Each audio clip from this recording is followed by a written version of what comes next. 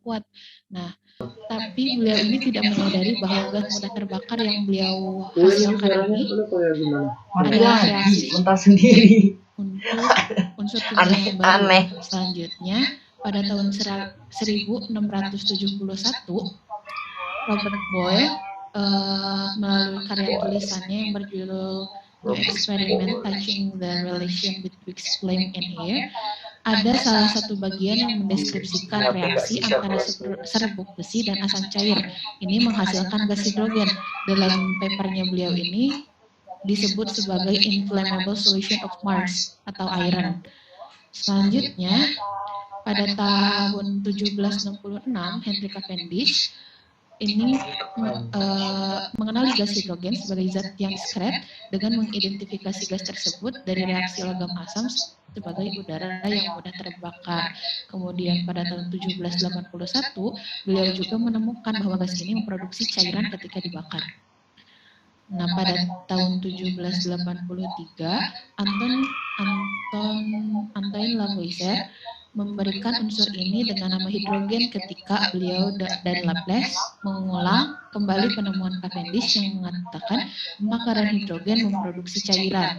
Nah, hidrogen ini sendiri berasal dari bahasa Yunani, yaitu hidro yang artinya cairan dan genes yang artinya membentuk. Pembahasan selanjutnya akan dibahas oleh Intan. Baik, terima kasih. Kini mulai dari next slide. Nah, selanjutnya mengenai kelimpahan di alam si hidrogen ini sendiri. Nah, sebenarnya seperti yang tadi sudah disinggung di pendahuluan oleh Sakinah, bahwasannya hidrogen ini ternyata merupakan unsur yang paling berlimpah di alam. Seberapa berlimpah? Yaitu sebesar 75% atau sekitar 3/4 bagian dari total massa alam semesta. Jadi 5%-nya itu merupakan disusun oleh unsur hidrogen itu sendiri.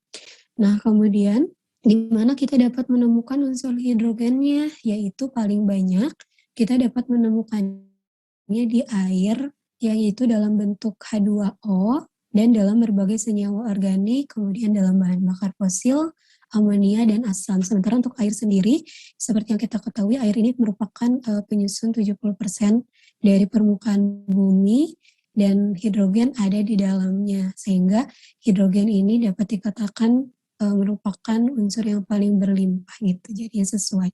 Nah, selain dalam air, kemudian dalam bahan organik dan sebagainya, hidrogen juga sangat melimpah, begitu luar biasa, di bintang-bintang dan planet-planet gas raksasa.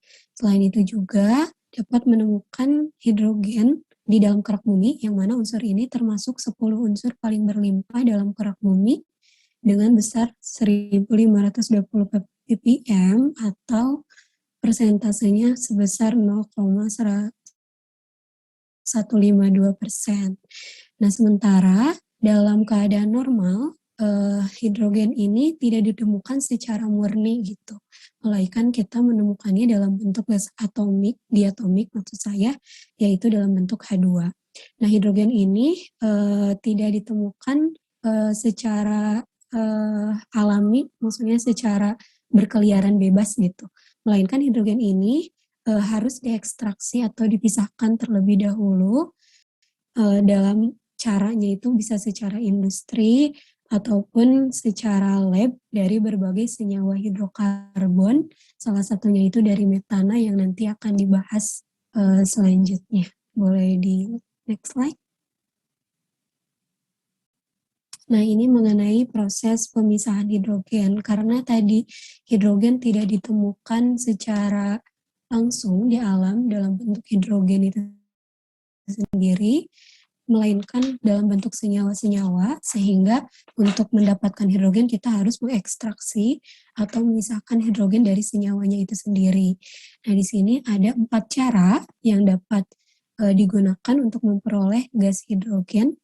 Untuk cara melalui laboratorium dapat diperoleh menggunakan elektrolisis air. Kemudian untuk industrinya ada steam reforming, kemudian ada gasifikasi biomasa dan gasifikasi batubara. Boleh di next slide. Nah, untuk elektrolisis air tentunya sudah tidak asing di telinga kita, dan ternyata dari elektrolisis air kita dapat memperoleh gas hidrogen, yaitu gas hidrogen yang ini dihasilkan melalui penguraian air itu sendiri dengan menggunakan arus listrik yang melalui air tersebut. Di sini kan ada tuh garis merah yang menunjukkan katode yang merupakan di sini dihasilkan H2, kemudian di garis biru juga mengalami oksidasi yang menghasilkan ion hidrogen dan O2. Nah, dari sini diperoleh hidrogennya itu sendiri, sehingga kita dapat memperoleh gas hidrogen dari proses elektrolisis air. Boleh di next slide. Nah, kedua yaitu steam reforming, yang mana gas hidrogen atau H2 dapat dihasilkan dari reaksi antara gas alam. Jadi bahan dasar dari steam reforming ini yaitu gas alam yang direaksikan dengan uap air pada suhu tinggi, yaitu sekitar 700 derajat Celcius sampai 1000 derajat Celcius dengan bantuan katalis. Nah, dalam proses steam reforming ini, gas alam kan salah satunya yaitu metana. Nah, metana ini direaksikan dengan air pada suhu tinggi sehingga dia menghasilkan karbon monoksida dan hidrogen. Kemudian yang mana karbon monoksida ini dapat bereaksi lagi dengan air menghasilkan karbon dioksida dan hidrogen.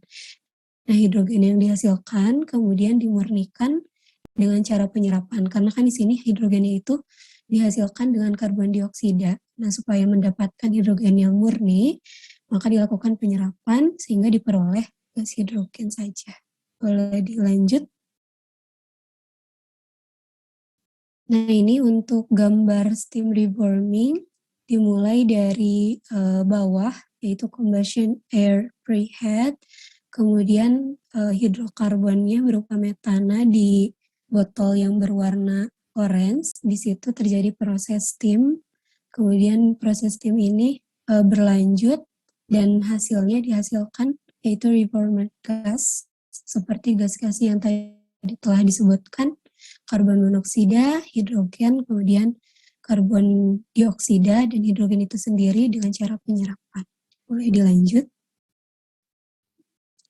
Nah, selanjutnya yaitu gasifikasi biomasa. Nah, selain tadi disebutkan gas alam, kita juga dapat memperoleh hidrogen dari biomasa, yaitu dengan cara proses pemanasan pada suhu tinggi dalam sebuah reaktor. Nah, nanti dalam proses pemanasan tersebut dihasilkanlah metana. Nah, dari sini sebetulnya prosesnya sama dengan steam reforming gitu ya. Si metana ini diubah menjadi gas hidrogen melalui steam reforming, yaitu direaksikan dengan air dalam suhu panas sehingga dihasilkan gas-gas seperti yang tadi disebutkan, karbon monoksida, kemudian dihasilkan karbon dioksida dan hidrogen itu sendiri. Boleh dilanjut, Kima? Nah, ini untuk proses gasifikasi biomasa, sebetulnya proses gasifikasi secara umum dimulai dari pengeringan, kemudian dilanjut oleh proses pirolisa. Di proses pirolisa ini dihasilkan barang, maksudnya produk berupa arang, uap air, dan tar. Di sini terlihat pada diagram. Kemudian dilanjutkan di proses reduksi. Di reduksi ini, arang bereaksi dengan air menghasilkan karbon dioksida, kemudian menghasilkan hidrogen dan gas lainnya, seperti yang terlihat pada panah bagian bawah. Kemudian dilanjutkan di proses reduksi itu sendiri, yaitu direaksikan dengan oksigen, menghasilkan karbon dioksida, air, dan panas. Boleh dilanjut? Nah, selanjutnya gasifikasi batu bara, yaitu sumber penghasil hidrogen yang selanjutnya selain gas alam, kemudian selain biomasa juga dapat dihasilkan dari batu bara. Karena sama-sama gasifikasi, jadi prosesnya sebetulnya sama, yaitu batu baranya dipanaskan pada suhu tinggi dalam sebuah reaktor untuk mendapatkan fase gas yang selanjutnya di gas hidrogen itu sendiri. Boleh dilanjut. Selanjutnya ada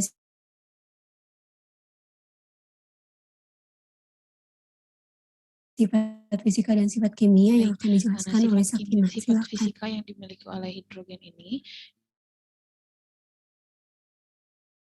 dia ini berada dalam fase gas, kemudian tidak berwarna. Hidrogen memiliki gram per liter dan massa jenis cairan per kubik. Titik idih yang dimiliki oleh hidrogen ini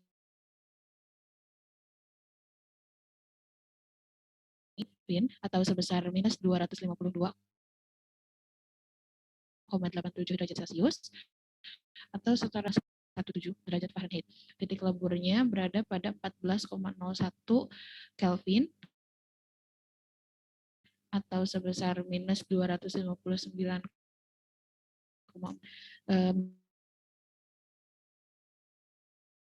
minus 434,45 derajat Fahrenheit, 836 Joule per mol Kelvin,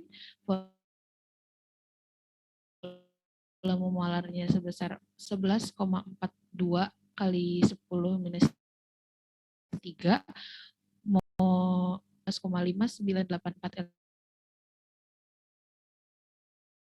elektron valensi dan entalpi 286 kilojoule per mol. Sifat kimianya ini hidrogen isi. Selain itu juga dapat dilarutkan dalam logam kristal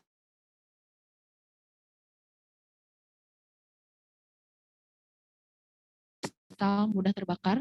Kemudian dia ini dapat bereaksi secara langsung dengan unsur oksidator lainnya. Di awal dalam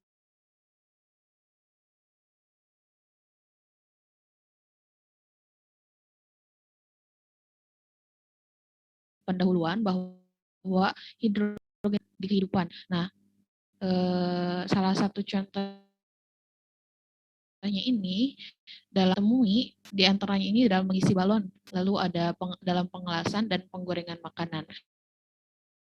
Nah, dalam penggorengan makanan tidak berperan langsung, tetapi berperannya dalam minyaknya. Nah, minyaknya ini minyak goreng dengan tingkat kejenuhan yang cukup tinggi yang digunakannya ini karena dalam proses hidrogenisasi ini dapat meningkatkan kejenuhan yang baik untuk konsumsi. Nah, selanjutnya ada di bidang industri, yaitu hidrogen ini merupakan seperti yang tadi dijelaskan dalam proses penggorengan, ini dia dapat meningkatkan kejenuhan minyak dan juga hidrogen untuk menghasilkan logam besi yang kuat. Nah, selanjutnya di bahan hidrogen ini berperan sangat besar, bahan bakar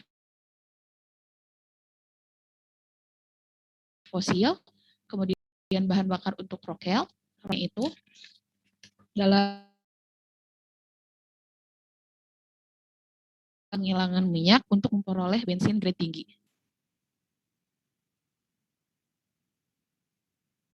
Selanjutnya perspektif. Baik, terima kasih Kinah.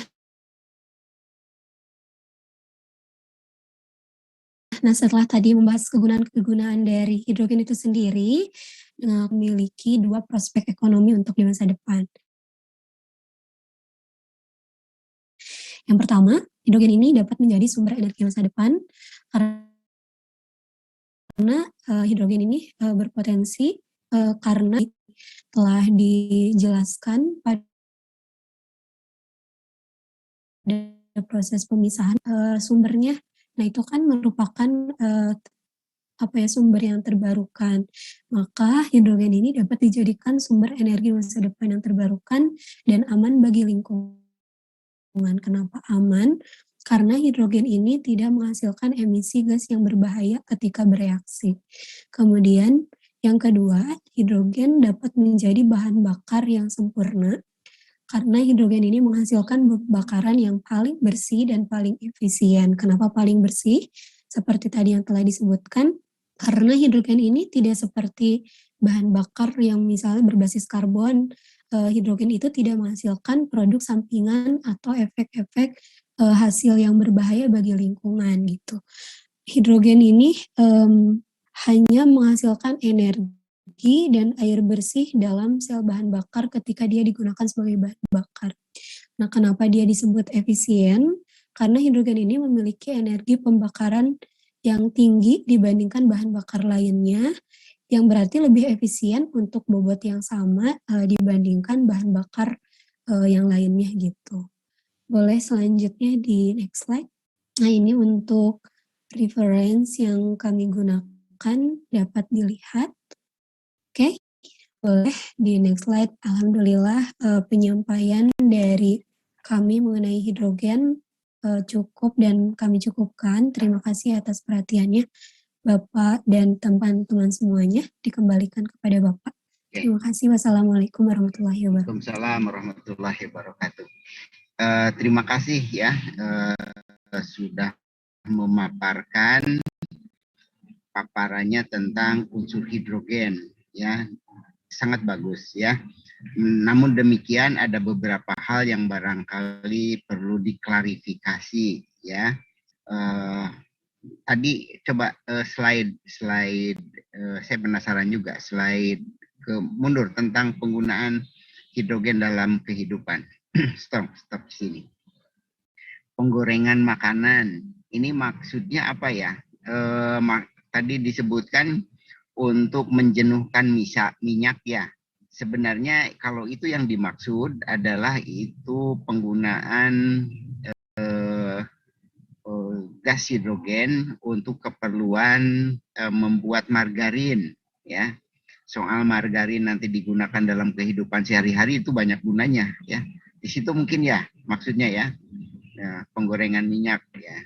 Mengisi balon ini sudah biasa ya, dan pernah digunakan juga untuk Zeppelin, kenal kan yang kebakaran ya. Nah, kemudian untuk pengelasan memang energinya sangat tinggi ya. Itu bagus ya. Nanti dibetulkan. Meningkatkan kejenuhan minyak ini mungkin maksudnya juga margarin di sini ya. Oke. Kemudian blok pembangunan dasar. Ini kelihatannya menerjemahkan langsung ya bahan utama untuk sintesis amoniak sebenarnya ya. Sebab kalau nitrogen itu diperoleh dari alam, kemudian hidrogen itu kita siapkan, kemudian kita reaksikan dengan nitrogen, maka akan menghasilkan amoniak ya, NH3. Itu maksudnya adalah blok pembangunan dasar ini itu bahan utama ya untuk sintesis amoniak dan metanol ya. Nah, metanol itu bisa disintesis dari kalau itu metana kan dihidrogenasi, oksidasi dan hidrogenasi nanti menjadi metanol. Ini mungkin dipisah saja ya sebagai bahan dasar amoniak dan sebagai bahan dasar sintesis metanol. Oke. Kemudian ini bahan bakar fosil, memang hidrogen ada di dalam bahan bakar fosil, tetapi di sini mungkin akan bagus ya. Bukan fosil sebenarnya. Ini penggunaan gas hidrogen dalam sebagai bahan bakar roket. Karena untungnya apa? Hidrogen itu ringan. Energi yang dihasilkan panas. Dan itu sangat menguntungkan kalau digunakan untuk bahan bakar roket. Sehingga roket tidak berat ketika lepas dari bumi. Nah, kemudian di sini ya, yang penting itu sebenarnya berikutnya adalah sebagai energi masa depan, yaitu sebagai sel bakar ya. Dan teknologi untuk sel bakar ini sedang di banyak penelitian yang dilakukan karena nampaknya ini energi masa depan yang paling bersih ya. Nah, mungkin di sini akan lebih bagus fokusnya ke situ ya, ke sel bakar. Kemudian berikutnya tadi di awal mundur ke belakang. terus.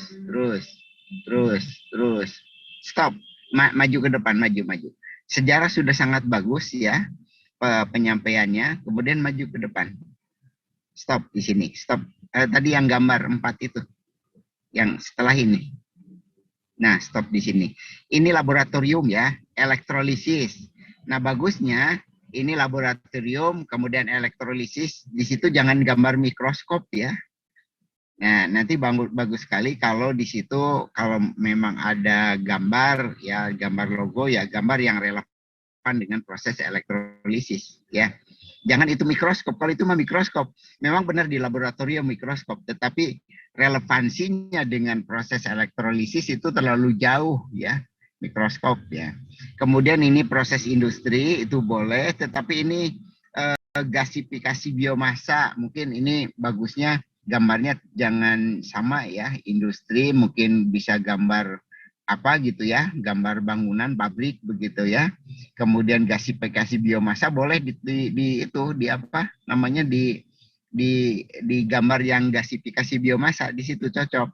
Cuma gambar itu kurang relevan dengan hidrogen ya.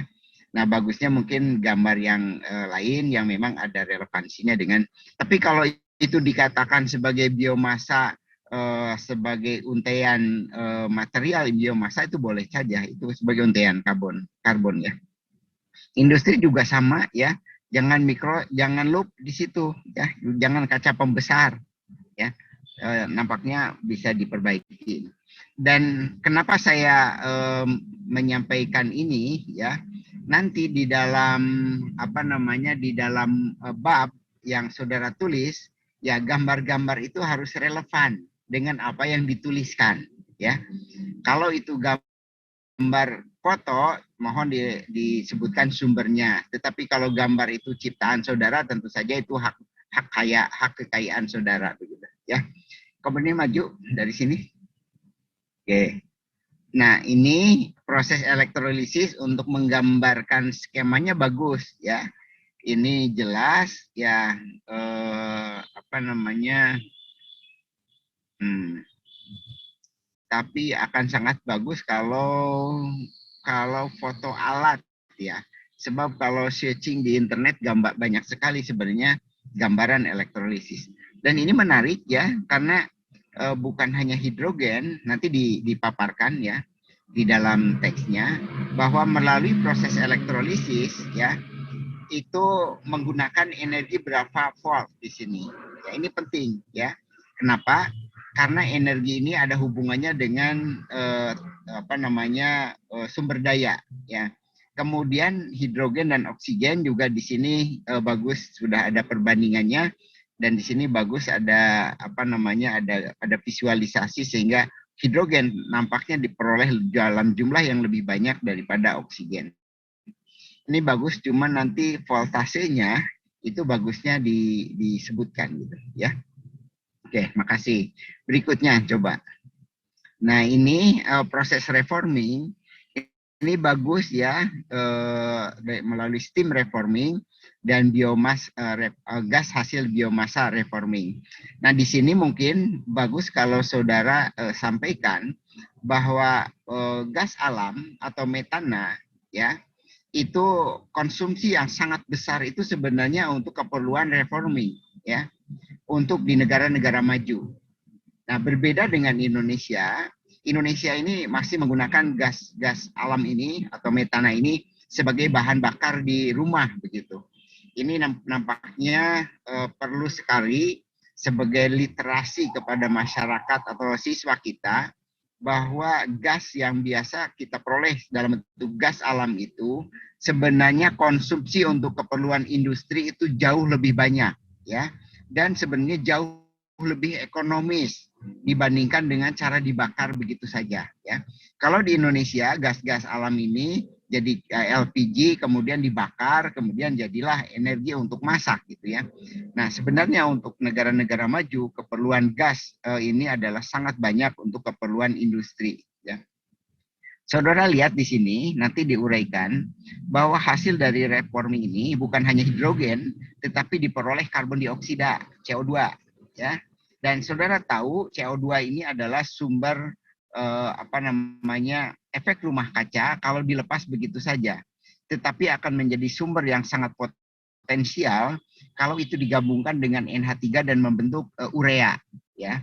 Nah, dalam industri urea itu CO2 itu diperlukan, ya, dan tentu saja harus berdampingan dengan industri gas nitrogen, dan juga kalau gas nitrogen kemudian dapat direaksikan dengan hidrogen akan menghasilkan NH3.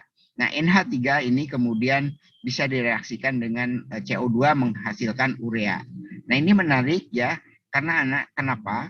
Karena ini perlu literasi bagi anak-anak kita, bagi masyarakat kita, kesadaran bahwa CO2 memang memiliki efek rumah kaca, tetapi dari sisi yang lain itu juga sebenarnya menjadi sumber bahan untuk keperluan industri urea gitu ya. Nanti ditambahkan. Ini catatan dari saya ya. Bagus sekali ini ya. Berikutnya ke depan digeserkan. Oke, sebentar ke depan, ke belakang, maksudnya maju. Ini maju ya. Nah, sebentar, gasifikasi biomasa. Ini biomasa ya, biomasa. Nah, yang konteksnya memang kalau ada sih di Indonesia biomasa yang memang potensial untuk jadikan sumber gas hidrogen itu apa gitu ya. Ini bagus sekali kalau bisa saudara temukan ya. Dan mungkin barangkali ada enggak industri yang memanfaatkan biomasa untuk menghasilkan gas hidrogen, atau ini hanya merupakan masih konsep itu bagus sekali ya, karena ini akan menjadi inspirasi. Kira-kira biomasa selain menghasilkan gas gas NH3 mungkin, CH4 mungkin, H2 juga mungkin, kan biomasa itu bisa menghasilkan berbagai jenis gas ya dari proses biologis yang terjadi pada massa yang kita lakukan. Gas apa yang mayor, yang utama yang dihasilkan dari proses biomasa tentu saja tergantung kepada sumber bahan alamnya. Kalau sumber bahan alamnya mengandung banyak nitrogen, maka tentu saja yang akan keluar banyak adalah NH3 ya. Tetapi kalau biomasanya banyak mengandung karbon ya, dari bahan-bahan sumber karbon ya, tumbuhan, alga atau tanaman lainnya, tentu saja yang keluar adalah CH4. Ini sangat tergantung kepada proses yang terjadi mikroba atau jamur yang digunakan, dan juga tergantung kepada bahan massa yang digunakan, unsur apa yang dihasilkan. Ini mungkin nanti dielaborasi lagi ya. Berikutnya, ini bagus gambaran ini ya, sudah menggambarkan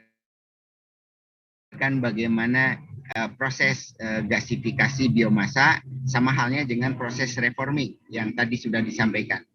Itu sangat bagus, memberikan wawasan kepada kita, dan juga kalau kita mengajar itu akan menguntungkan untuk menambah literasi scientific literasi bagi mahasiswa kita atau bagi siswa kita. Berikutnya, silakan berikutnya, geserkan lagi.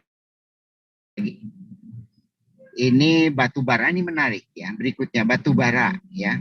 Ini memang batu bara juga serupa dengan gas alam dan sama dengan energi fosil dari minyak bumi ya. Industri batu bara itu bagusnya saudara juga berikan gambaran ya. Industri batu bara yang ada di kita kebanyakan digunakan apa? Kemudian batu bara yang digunakan untuk menghasilkan gas hidrogen itu kebanyakan dari mana? Ini menarik kalau saudara temukan. Di dalam kalau saudara telusur tentang batu bara ya, batu bara di Indonesia ini mengandung belerang yang lebih tinggi daripada batu bara yang ada diperoleh dari Afrika misalnya ya, karena di Indonesia memang memiliki gunung yang banyak begitu ya, dan itu menghasilkan atau ada deposit belerang sehingga akan bercampur pada batu bara sehingga batu bara kita mengandung belerang yang lebih tinggi daripada batu bara yang ada di Afrika misalnya. Dan ini bagus sekali ya, ada gambaran terlebih dahulu untuk literasi juga ya, literasi kepada pembaca tentang batu bara sebagai sumber yang memiliki potensi yang bisa digunakan untuk menghasilkan gas hidrogen. Dan batu bara bukan hanya untuk gas hidrogen ya nantinya, karena batu bara itu sumber karbon juga sebenarnya untuk menghasilkan CO2 ya. Jadi kalau dalam industri nanti ya, CO2 batu bara ini akan menghasilkan CO2, akan menghasilkan H2, akan menghasilkan SO2. Ini menarik ya. Jadi ketika menceritakan tentang hasil proses hidrogen dari batu bara ini, sebutkan posisinya. Apakah gas hidrogen dihasilkan batu bara merupakan sumber utama atau bukan, ya? Atau sumber sampingan, ya? Sebab di dalam industri ada target bahan utama yang dihasilkan dan juga ada juga target bahan ikutan dan dua-duanya bisa ekonomis, ya. Ini perlu disampaikan kedudukannya. Apakah batu bara sebagai gas utama dari proses gasifikasi batu bara atau yang lainnya, ya. Nah, ini mohon dijelaskan karena ini menarik untuk kita semua, ya. Oke, berikutnya geserkan. Nah, di sini ini bagus sekali di highlight, ya. Dari sifat fisika dan sifat kimia ini sifat kimianya belum banyak dijelaskan ya sebenarnya, ya. Di sini ada potensial ionisasi yang menarik dari hidrogen ini, ya. Dan energi potensialnya besar, coba lihat 13,59 elektron volt, ya. Ya, ini yang menyebabkan gas hidrogen ini sangat potensial untuk keperluan proses-proses elektrokimia nantinya. Dan juga entalpi pembakaran. Jadi ketika memaparkan tentang sifat fisik, mohon di-highlight ya. Dari sifat fisik tersebut, dalam sifat fisik yang mana yang memang potensial untuk digunakan dalam industri atau dalam kehidupan sehari-hari. Ya, ini data ini bagus sekali ya, tetapi sifat kimianya ini memang belum banyak dikupas. Tetapi sifat-sifat fisik ini sangat menarik dan bagus sekali. Berikutnya. Nah, ini sifat kimianya, ini kalau ini bukan sifat kimia ya, ini kalau sifat kimia kan relevansinya dengan reaksi kimia ya, yang dapat dilarutkan dalam logam. Itu sebenarnya memang dapat larut dalam logam itu bukan karena sifat kimia sebenarnya ya. Kalau kita menyisipkan hidrogen ya pada kisi kristal suatu logam ya, itu prosesnya bukan proses kimia. Di situ tidak ada reaksi kimia sebenarnya ya, tetapi betul-betul menyimpan atom hidrogen di dalam kisi kristal ya suatu logam ya. Apakah logamnya itu nanti kristalin atau amorf di situ ya. Ini mohon diperjelas lagi ya tentang sifat-sifat kimia ini. Nah, ini bereaksi secara langsung dengan unsur-unsur oksidator lainnya. Nah, ini mungkin bisa dijelaskan kenapa? Karena dia memiliki potensial reduksi yang tinggi gitu ya. Jadi disebutkan sifat kimianya, reaksi kimia. Oke, berikutnya mungkin juga bisa ditambahkan reaksi-reaksi kimia yang populer ya. Dan reaksi-reaksi kimia yang populer dan mungkin juga bisa juga reaksi kimia yang merupakan, saudara kenal yang namanya fun chemistry ya, reaksi-reaksi kimia yang menarik ya. Kalau ada ya bagus ya, nanti untuk unsur-unsur yang lain ya. Untuk hidrogen memang untuk fun chemistry itu jarang digunakan. Karena apa? Karena kalau dalam jumlah yang banyak itu kita bakar itu meledak nantinya ya. Tetapi kalau jumlah sedikit ya untuk membuat letupan-letupan mainan tembakan ya nggak masalah ya, sebab tabung reaksi tidak akan pecah kalau dalam jumlah yang sedikit. Tetapi kalau jumlah konsentrasi yang besar tentu saja menjadi tidak ramah ya untuk fun chemistry.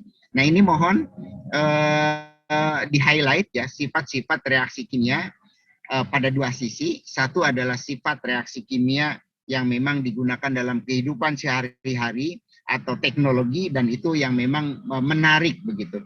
Yang kedua mungkin juga yang reaksi-reaksi kimia untuk keperluan fun chemistry. Kenapa fun chemistry menjadi penting? Ya, itu adalah untuk menarik siswa agar tertarik kepada ilmu kimia ya. Ya, mungkin ya kita bisa manfaatkan kalau ada open house atau ada demo tentang kimia, kita bisa menyajikan fun chemistry melalui reaksi-reaksi kimia yang menarik ya, dan terkait tentu saja dengan sifat-sifat kimianya. Saya kira itu ya yang ingin saya tambahkan supaya apa? Supaya materi tentang kimia unsur ini kita mengenalnya menjadi lebih luas lagi. Oke, berikutnya saya ingin lihat. Ini sudah hidrogen sumber masa depan. Nah, hidrogen sumber masa depan itu ini mendingan difokuskan tadi ke sel bakar ya, untuk kendaraan bermotor ya di masa depan. Saya kira bisa lebih fokus ke situ nantinya ya. Saya kira itu, silakan barangkali dari mahasiswa yang lain ada yang ingin dikonfirmasi. Silakan. Ya. Paparannya sudah sangat bagus ya. Saya menghargai sekali. Tinggal nanti teksnya nih ya, chapternya ya, babnya. Caranya gini, supaya mudah, apa yang ada pada slide yang sudah saudara paparkan itu menjadi panduan ya. Kemudian saudara kembangkan dengan kalimat dan paragraf ya, supaya nanti menjadi mudah. Sebisanya saja ya, tidak usah menjadi stres, tetapi target ya tentu saja ada target pada sebelum UTS ini, apa yang ditugaskan ini bisa dikumpulkan gitu ya. Itu ya.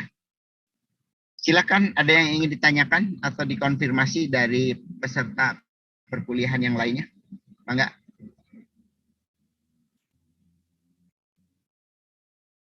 Halo, ada yang menyimak peserta kuliah yang ingin bertanya atau klarifikasi? Silakan. Izin bertanya. Sebut. Silakan. Tadi kan dijelaskan mengenai sejarah penemuan dari von Hohenheim Paracelsus. Nah, di situ tuh Paracelsus. Iya, Paracelsus. Kemudian Lavoisier tadi, bukan Lavoisier ya, Lavoisier ya. Iya, Bapak. Terus? Dijelaskan bahwa hidrogen ini dihasilkan secara artifisial. Nah, apa yang dimaksud dengan hidrogen dihasilkan secara artifisial, Pak? Oke, makasih. Bisa dijelaskan kata artifisial apa? Coba. Silakan. Sakinah atau yang lain. Izin menjawab, Bapak. Ya. Menurut KBBI sendiri itu artifisial itu berarti tidak sengaja gitu. Jadi tidak sengaja dihasilkan seperti itu. Tidak sengaja. Iya. Itu dari KBBI itu? Iya, Bapak. Nggak salah baca. Saya cari lagi, Bapak. Waktu pas masih nyari, ingetnya yang sana, Bapak, saya. Mungkin kan di KBBI itu ada, kalau artifisial itu nanti bukan hanya satu kata kan, penjelasannya panjang sekali ya. Artifisial itu ya itu mungkin salah satu maksudnya tidak sengaja ya, tetapi ya tolong dicek lagi, bukan hanya itu sebenarnya. Coba ada Bapak, Intan, ada. Ya silakan coba. Bapak izin ini konfirmasi. Ya, silakan. Arti dari artifisial itu tidak alami atau buatan. Ya, itu ya, tidak alami atau buatan ya. Artinya begini, kalau saudara misalnya punya cuka gitu ya, kemudian punya batu gamping atau punya cangkang telur, coba cuka teteskan ke cangkang telur atau batu gamping, itu dihasilkan gas kan ya. Nah, gas itu yang dihasilkan itu adalah bukan gas alami ya, tetapi gas yang dihasilkan dari proses reaksi antara asam cuka dengan batu gamping misalnya, atau dengan cangkang telur. Itu artifisial ya, sintesis buatan gitu ya. Terima kasih Intan sudah menjelaskan. Bisa dipahami artifisial yang dimaksud itu? Ya. Iya Bapak. Oke. Terima kasih. Dan dari urea juga dia menyampaikan dia tidak sengaja juga ya menambahkan sesuatu dan menghasilkan gas ya waktu itu ya. Dan kebetulan yang dia pakai asam ya. Silakan yang lain.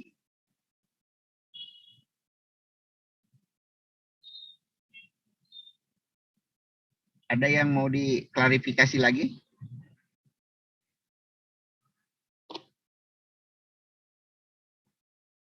Atau nampaknya jelas ya?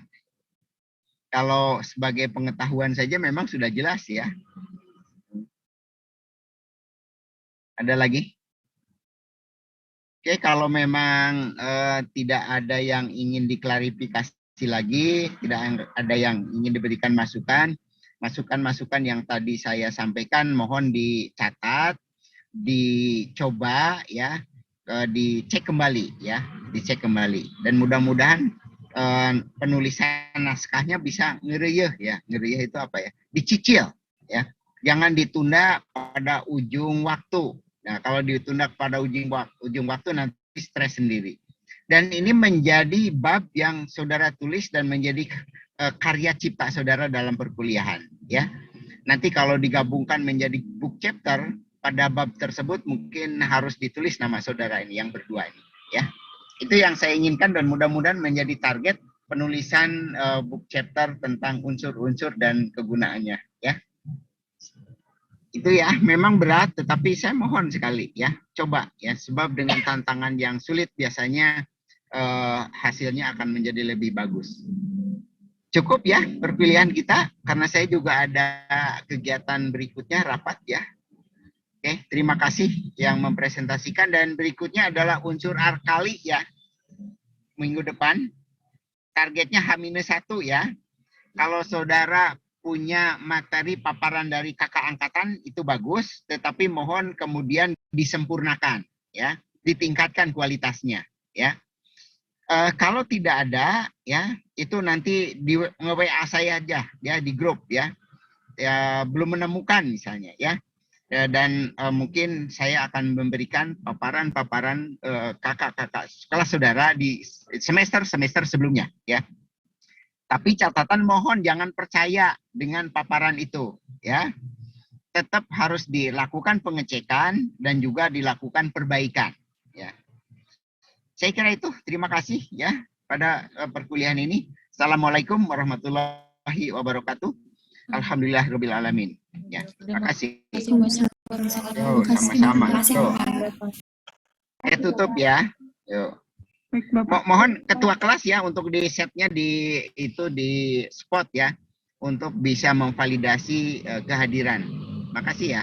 Yuk.